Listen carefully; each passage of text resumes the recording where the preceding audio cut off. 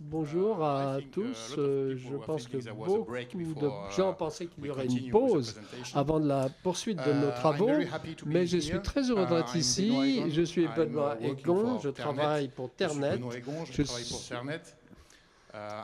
Je suis journaliste français et lors de cette séance de travail, nous allons essayer de savoir comment les robots dont nous parlons depuis ce matin deviennent des compagnons pour les agriculteurs. Donc il y a beaucoup de façons de considérer cette question. Et ce que l'on va voir ensemble, c'est qu'il existe maintenant des applications pratiques sur le terrain, dans les champs, avec des robots qui sont très spécialisés. On a, par exemple, vous avez un exemplaire de ce que je veux dire qui arrive sur la tribune. Il y a d'autres robots qui sont polyvalents, qui existent également. Ce sont des plateformes polyvalents qui existent également. Mais il y a un point commun à l'ensemble de ces personnes sur la tribune ici, également, c'est donc nous sommes très intéressés par la robotique agricole et également nous voulons avoir des robots qui vont servir et aider les agriculteurs dans leur vie quotidienne. Sur deux points précis, la pénibilité, on en a parlé ce matin, mais également la profitabilité, qui est un élément très important également. Dans la demi-heure qui vient, on va voir différents robots qui ont été conçus par différentes sociétés de tailles différentes. Et ce matin, on a beaucoup parlé des grands fabricants, ce qu'ils font du point de vue de la robotique. Et notre premier orateur, ce sera Gérard Dalibert, qui est le directeur marketing et de la communication donc pour la société Kubota Europe, qui est un acteur important au niveau mondial dans l'agriculture. Et il va vous montrer sur quoi, il va nous exposer sur quoi il travaille. Gérard, vous avez la parole. C'est à vous. Merci beaucoup. C'est bon? Bonjour, mesdames et messieurs. Good afternoon, everybody. Just some more about the Quelques mots concernant les véhicules autonomes. Je vais autonome vu par Kubota et j'utilise le terme véhicule qui est plus large que tracteur. L'objectif étant d'élargir un peu le débat. Je vais dérouler ma présentation en 3 points. Là, voilà. Le premier point, juste quelques mots sur Kubota. Qui est Kubota? Que faisons-nous? Le deuxième point, c'est les solutions véhicules autonomes. Et enfin, le troisième point, quelque chose d'un peu plus concret, que nous appelons le Team Tractor Implement Management. Quelques mots sur Kubota. Tout d'abord, quel est notre cadre de référence? Kubota est une entreprise assez ancienne, née en 1890, et le développement de Kubota se fait sur 3 axes. Notre premier axe est de contribuer à alimenter en eau saine les populations dans le monde. C'est un axe qui est peu connu en Europe, mais c'est le premier point de développement de Kubota. Kubota est à l'origine une fonderie, et les premiers développements étaient des conduites d'eau en fonte ductile, c'est-à-dire résistantes, notamment dans les pays sismiques, comme le Japon, pour acheminer l'eau. Le deuxième axe, c'est l'agriculture. Nous voulons être un acteur majeur et contribuer à produire une nourriture saine, de qualité, en rationalisant les pratiques agricoles et culturales. Le troisième pilier de notre cadre de référence, c'est contribuer à aménager notre cadre de vie, notre environnement. C'est dire que donc ce cadre de référence est ambitieux et fait appel à la vie, à l'humanité dans toute sa grandeur. Quelques mots et quelques chiffres sur Kubota. Kubota, c'est une entreprise importante, née en 1890, présent sur tous les continents, dans 110 pays. Son chiffre d'affaires en yens est de 1500 milliards, pour faire simple, 13 milliards d'euros, dont environ 35% sont réalisés au Japon et 65% sont réalisés hors du Japon. Et nous sommes 35 000 salariés. La répartition de notre business dans le monde, marché intérieur 35%, États-Unis 28%, l'Asie 19%.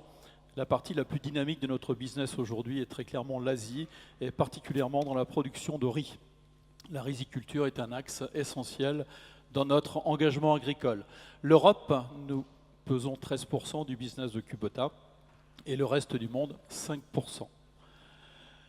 Alors, Kubota, un peu d'histoire. Kubota est connu en Europe pour 2 types de produits essentiellement. Les tracteurs compacts, qui équipent les paysagistes et collectivités locales, et puis les mini-pelles, qui équipent aussi paysagistes, collectivités locales et tous les gens qui font du BTP. Mais Kubota, depuis le premier jour, est dans le machinisme agricole et fabrique des tracteurs. Le premier tracteur Kubota, la référence était T15, est né en 1960. C'est-à-dire, peu ou prou, nous avons le même âge, lui et moi. C'est vous dire donc qu'il y a une expérience agricole importante. Kubota est arrivé en Europe en 1974. Et les premiers produits vendus en Europe ont été des produits pour faciliter la création, l'aménagement, l'entretien des espaces verts. C'est pour cette raison que très vite, nous nous sommes développés avec nos micro-tracteurs. Juste pour faire simple, le principal équipement de tonte des paysagistes et collectivités locales jusque dans les années 75-80, c'était des tondeuses à conducteurs marchands. Kubota est arrivé avec les premiers véhicules autoportés dans les années 80, G2, G3, et évidemment a complètement révolutionné la pratique de la tonte du gazon. Kubota, depuis 10 ans, veut se développer en agricole en Europe, sur 3 axes. Le premier axe, la première typologie de marché, c'est le tracteur étroit, vigne et verger. C'est pour ça que j'y ai mis cette photo. La deuxième typologie, c'est la polyculture élevage, donc tracteur de cours de ferme, dans les bâtiments de ferme, destinés à la production de lait et de viande. Et le troisième axe, c'est la grande culture. Et là, nous produisons des tracteurs en France depuis maintenant 3 ans, dans une usine près de Dunkerque, dans des puissances de 130 à 170 chevaux. Donc, c'est vous dire que l'engagement agricole, il est très fort et très très important. Cependant, nous n'oublions pas nos origines. Les tracteurs que nous avons vendus comme tracteurs compacts espace vert en Europe étaient à l'origine des tracteurs agricoles pour travailler dans les rizières. Et nous sommes un acteur majeur au Japon dans la production de riz, puisque nous représentons environ 50% du business du machinisme agricole au Japon. Nous sommes un producteur d'environ 43 000 tracteurs de plus de 60 chevaux, c'est-à-dire agricoles, par an dans le monde. Nous ne fabriquons pas que des tracteurs. Le deuxième type de véhicule autonome que nous produisons, toujours dans cette logique de la mécanisation de la riziculture, ce sont des planteuses à riz et des moissonneuses à riz. Nous sommes sans doute un des plus grands fabricants de moissonneuses en nombre dans le monde, mais moissonneuses à riz, de petite taille, donc essentiellement vendues en Asie. Le volume de ces machines, c'est près de 50 000 unités. Donc 45 000 tracteurs et 50 000 automoteurs, 30 000 moissonneuses, 20 000 planteuses à riz. Donc il y a évidemment un besoin criant au Japon d'optimiser ces productions. Et en Asie, la population mondiale croît et il faut donc augmenter les capacités de production agricole pour contribuer à nourrir ces populations qui se développent. Alors, ça nous amène tout droit aux véhicules autonomes. L'automatisation du véhicule, pour nous, dans un premier temps, est au service de la production du riz, au service de la riziculture. Alors, comment Kubota approche ça? Alors, ça n'est plus réellement une vision pour nous, c'est une réalité, puisque nous sommes en train de développer 50 véhicules autonomes qui seront commercialisés en 2018 au Japon. Nous avons un agrément du gouvernement japonais pour faire cette pré-série, tout en respectant les normes et la législation. Et vous avez pu comprendre au fil des interventions précédentes que ça n'était pas encore très clair. Avant que nous puissions mettre des robots partout, il y a nécessité de sécuriser considérablement l'usage de ces robots. Donc c'est ce travail que nous avons fait et nous l'avons approché en partant de véhicules existants. La vision de Kubota aujourd'hui, c'est d'automatiser un véhicule existant, ce qui fait qu'il est toujours utilisable par un opérateur et peut fonctionner seul en autonomie.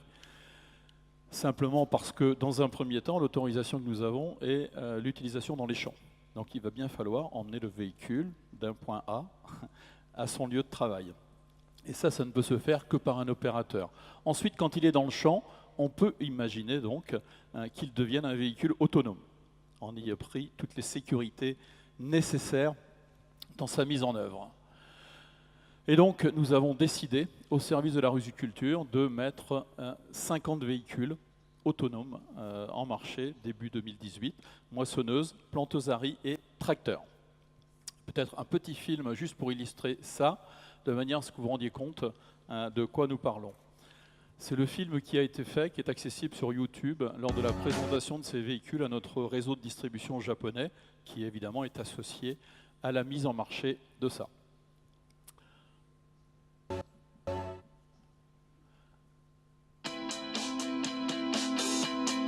Donc vous voyez, c'est récent, hein, c'est janvier 2017, cette présentation.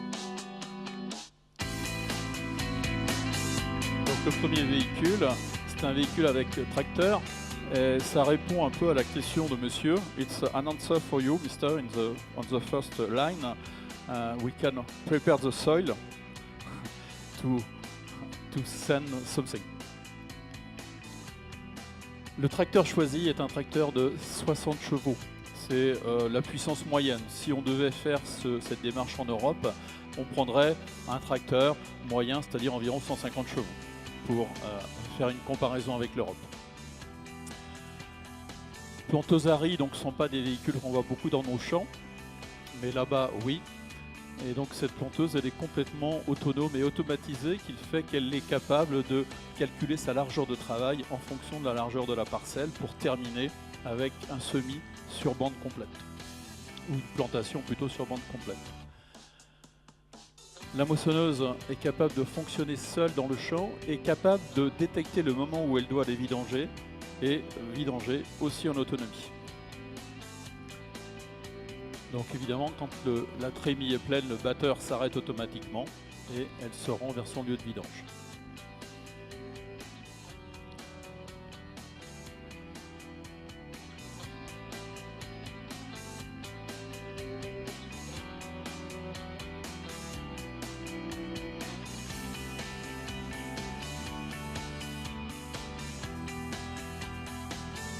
Donc on peut imaginer en fait plein de combinaisons, hein. Le véhicule peut être avec opérateur, sans opérateur. On peut imaginer dans un champ avoir plusieurs véhicules autonomes managés ou contrôlés par le même opérateur.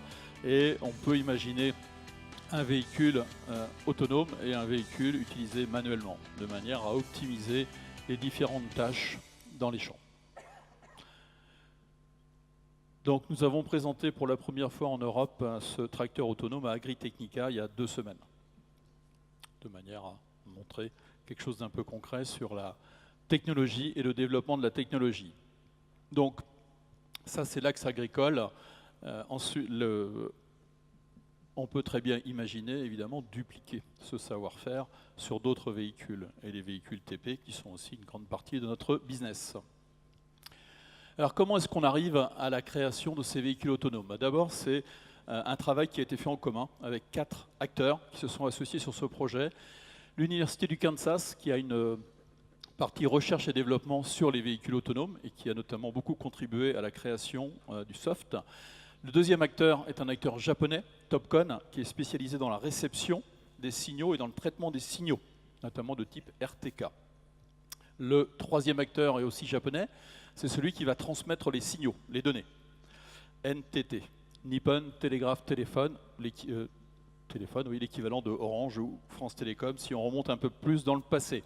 Et enfin Kubota, qui évidemment est le maître d'œuvre et qui détient les véhicules à l'origine. Comment est-ce qu'on construit ça? Comment est-ce que ça fonctionne? Est-ce que c'est complètement géré par satellite? Est-ce que c'est un software complètement embarqué? C'est les deux, c'est un mix des deux. La base, c'est d'abord la création d'un software embarqué sur la machine et un contrôle de position par le système satellitaire qui lui transmet donc du signal RTK récupéré sur la machine qui donne un positionnement à 2 cm. RTK, tout le monde sait ce que ça veut dire. Je vous rassure, j'ai dû regarder aussi. C'est Real Time Kinetic, donc la capacité à déterminer une position en temps réel en allant se repérer sur différents satellites partout.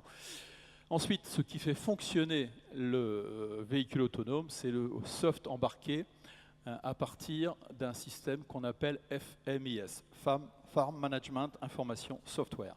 Et nous voulons en faire un élément de sécurité par un certain nombre d'agréments. Nous travaillons beaucoup à faire reconnaître ces systèmes FMIS comme, pour ceux qui connaissent le sujet, la liaison Isobus qui existe aujourd'hui entre les véhicules, entre les tracteurs et les outils. Nous travaillons dans cette direction-là. Comment est-ce qu'on programme le soft sur ce véhicule autonome? La programmation, elle se fait comment? Avant de travailler, on va devoir planifier différentes choses. On va devoir planifier la forme du champ, la taille, sa longueur, sa largeur, de manière à ce que le système, automatiquement, calcule les déplacements possibles. Il va donc proposer à l'opérateur différents cheminements. L'opérateur va valider, ne pas valider, et travailler à optimiser ça. On peut aussi imaginer relever la périmétrie du champ avec le véhicule, qui va enregistrer la data et ensuite va calculer son mode de déplacement. Enfin, on va planifier donc les phases de travail, quel type d'outil on a derrière, quelle largeur de l'outil, quel est le régime de la prise de force, quel est le régime moteur auquel on doit l'utiliser, quelle est la vitesse de déplacement optimisée pour utiliser l'outil. Si vous travaillez avec une fraise rotative, vous allez travailler à quelques km/h. Si vous travaillez avec un outil à dents ou à disque, vous allez travailler beaucoup plus vite, et ainsi de suite. Donc on va évidemment rentrer toutes ces données dans la machine avant d'y aller. La profondeur de travail, toutes les données nécessaires au travail. Ensuite, quand vous avez fait tout ça, la machine saura se repérer seule sur le chemin et vous pouvez donc la lancer et la faire travailler. Comment est-ce qu'on contrôle la sécurité? Évidemment, avant d'avoir cet agrément avec le gouvernement japonais, nous avons dû justifier de la capacité du véhicule à protéger l'environnement dans lequel il va travailler. Éventuellement, protéger le véhicule, mais surtout l'environnement. Il fallait donc constituer les conditions de relever des obstacles proches, des obstacles lointains, des obstacles fixes, des obstacles en mouvement. Et donc, nos ingénieurs ont beaucoup travaillé et ont développé un système qui est une combinaison de sonar et scanner qui permet, en tenté, de complètement relever tout ce qui se passe dans la périphérie du véhicule. En plus de cette détection propre à l'engin, il y a évidemment un système de vidéo à 360 degrés qui permet à l'opérateur de voir tout ce qui se passe à partir d'un simple PC ou d'une tablette autour du véhicule. Enfin, pour le mettre en route, ce véhicule, une fois qu'il est à la bonne place, qu'il a le bon programme, vous avez soit un système de télécommande qui est relié par une carte SIM et les informations, qui lui va vous permettre d'engager la fonction démarrage, la fonction arrêt, et voire même l'action sur différents outils. Et l'autre possibilité, c'est la tablette ou le PC, qui fait que vous prenez la main complètement sur le véhicule pour qu'il puisse se déplacer. Donc on peut très bien imaginer un opérateur qui manage 2, 3, 4 outils. Chaque outil est vraiment, chaque engin est vraiment autonome. On n'est pas dans une logique, comme on a pu le voir dans d'autres applications, d'un véhicule numéro 2 qui est esclave d'un véhicule numéro 1. C'est-à-dire il reproduit à l'identique ce que le véhicule numéro 1 fait. Ce n'est pas le cas du tout. Les véhicules sont vraiment autonomes et on peut très bien imaginer donc faire travailler différents tracteurs autonomes avec différents outils. Quels sont les avantages? Évidemment, le travail de l'opérateur devient plus facile, le coût de la main-d'œuvre est réduit, un opérateur peut gérer plusieurs véhicules, il y a une plus grande efficacité dans la gestion énergétique de l'agriculture. Nous sommes tous dans une logique de l'optimisation, dans toutes ces évolutions, quelles qu'elles soient, depuis des années. Nous cherchons à produire mieux et à produire plus, avec si possible moins. Moins d'intrants, moins d'eau, moins d'énergie et avoir une production qui est de qualité. C'est vraiment les logiques là qui s'appliquent. Ensuite, on va sans doute ne plus être dans la course à la puissance. Tout à l'heure venait une question de dire mais il y aura toujours des grosses machines. Sans doute, il y aura toujours des grosses machines dans les champs, mais sans doute pas plus que nécessaire. C'est-à-dire la course au plus gros véhicule, à mon avis, s'arrêtera un jour ou l'autre. Et l'objectif, c'est d'avoir le bon outil pour le bon usage. La bonne puissance, la bonne combinaison tracteur-outil, la technologie qui optimise tout ça. Et à ce moment-là, on est dans des conditions de production qui sont les plus optimales. C'est en tout cas ce que l'on recherche là.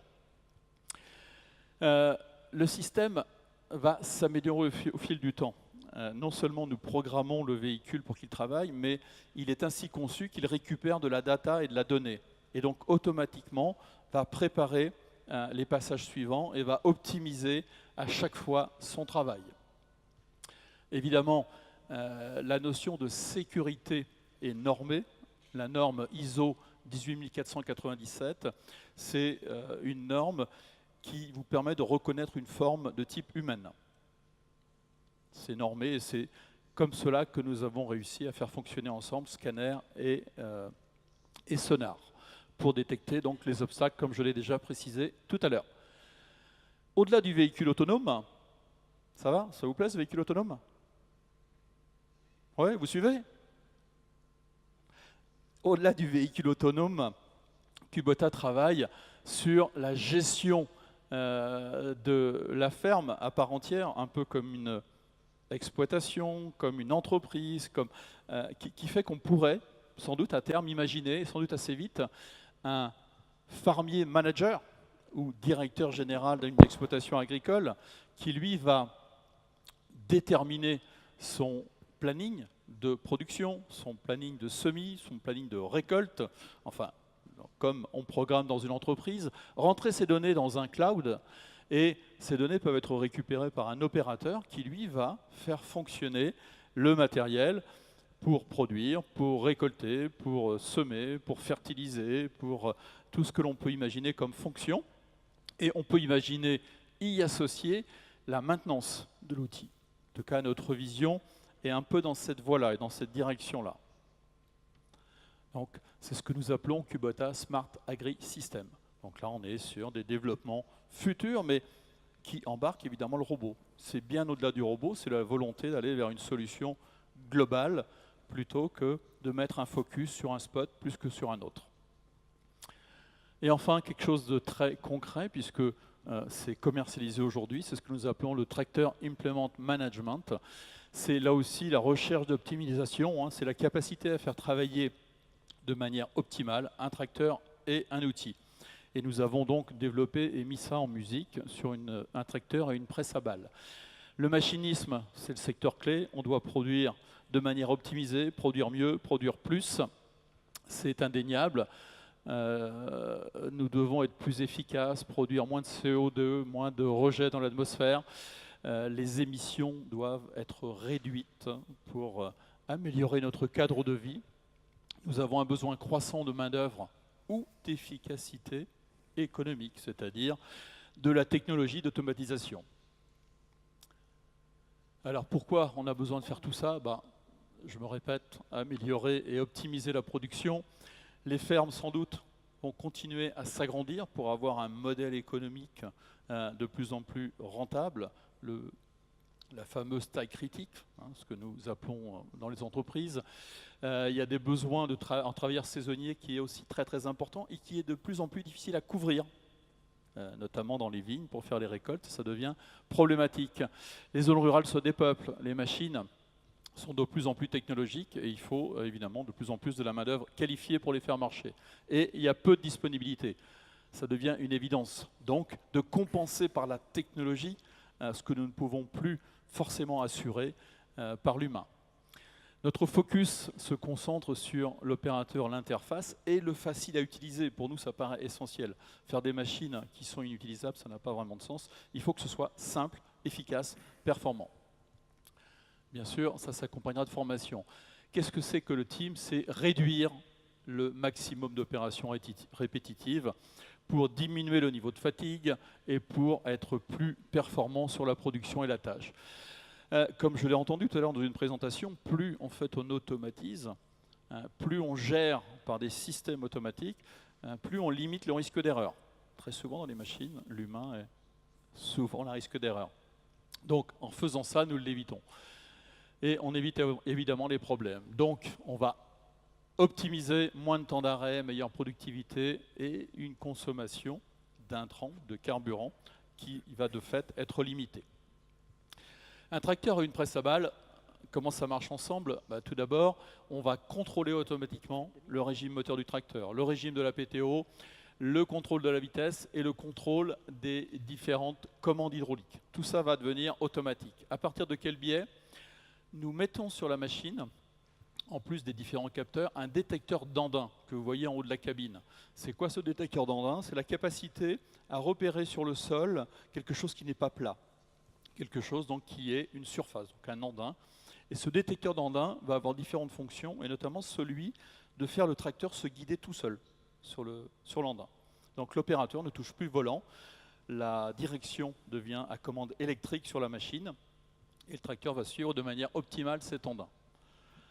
Ensuite, tout va s'automatiser. La dimension de la balle va déclencher l'arrêt de l'ensemble, va lancer le liage, va ouvrir la porte et éjecter cette balle.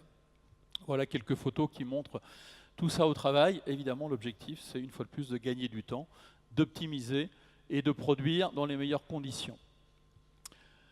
Le système que nous avons développé là réduit considérablement le nombre d'actions manuelles. Et évidemment, de fait, le risque d'erreur. Il permet au conducteur d'être essentiellement concentré sur l'essentiel, c'est-à-dire la production d'une récolte de qualité. Lorsqu'on conduit un tracteur ou une presse à balles dans un champ, un opérateur doit faire 8 opérations, que je ne vais pas détailler là, mais que vous avez sous les yeux. Donc c'est 8 interventions manuelles pour faire une balle. Et on fait une balle toutes les 30 secondes environ.